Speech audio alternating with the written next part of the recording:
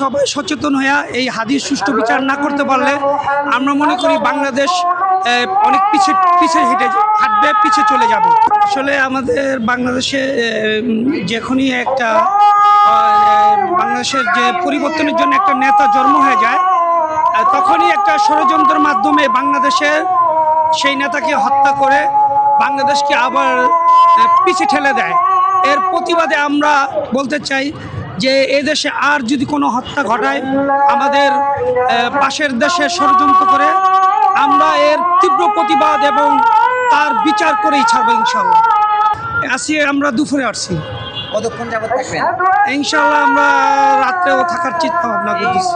রাতে থাকার চিন্তা ভাবনা? জি জি। এই বিচারটা আসলে হচ্ছে না কেন?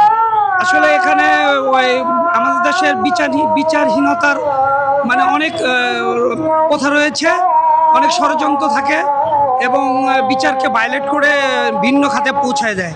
আমরা সবাই সচেতন হয়ে এই হাদিস সুষ্ঠু বিচার না করতে পারলে আমরা মনে করি বাংলাদেশ অনেক পিছিয়ে হাঁটবে, পিছিয়ে চলে যাবে। তাই আমরা সবাই একসাথে বজ্রকণ্ঠে আওয়াজ তুলে হাদির বিচার আমাদের চাওয়া উচিত এবং আমরা এর জন্য চাবো এবং রাজপথও থাকবো ইনশাল্লাহ।